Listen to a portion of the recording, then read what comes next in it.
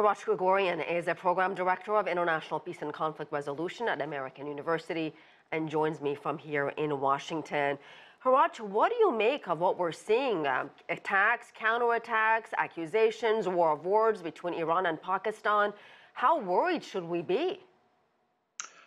Well, I think we should be cautious and careful, but I'm not sure that this particular issue is worthy of a great deal of worry. I don't think either Iran or Pakistan can afford to expand this conflict given what they already have on their hands. And to understand motives, I think we have to look at this at several levels.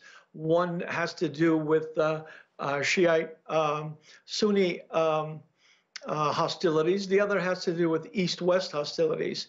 Iran had to show something of its capability after it looked vulnerable internally after the twin blasts in Kerman at the birth site of General Soleimani. At the same time, Pakistan, for its domestic audience, could not allow this kind of attack to go unanswered. But I think unless there's an accident, which is always possible, and let's not forget that Pakistan is a nuclear power, unless there's an accident, they have every reason to try to resolve this particular issue.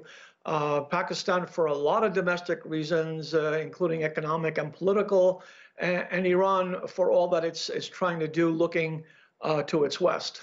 Talk about the history of relations between these two countries, which has certainly seen a lot of ups and downs. Between Iran and Pakistan? Correct. Yes, there has been traditional hostility and suspicion, not entirely due to political, but for religious and cultural reasons as well. But it has been a long time since there's been this kind of exchange of fire. Hrach, let me just talk about some of the other conflicts, I should say, or issues that we're seeing in the world right now, and then this on top of that. So we have Iran and Pakistan on their border trading fire in this Baluchistan region. We have cross-border clashes between Israel and Hezbollah in Lebanon. We have Yemen-based Houthis attacking commercial ships in the Red Sea, and then U.S. has been responding to that. I guess my question to you is, are we on the verge of something a lot more dangerous with much wider implications, not just in that region, but something that could impact the entire world? You know, small conflicts, look at the start of World War I, can unleash much larger conflagrations. So that's always a possibility.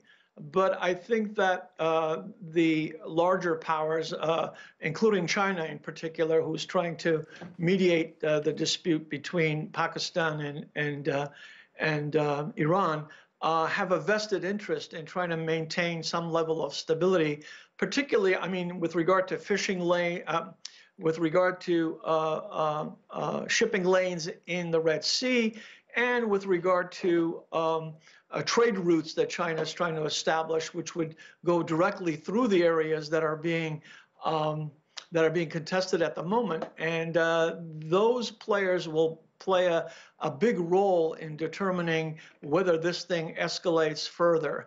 I do think that the U.S. needs to be involved in a much more significant way than it has been in the past in order to play some kind of a moderating role. We'll have to leave it there. Thank you so much, Hrach Gregorian.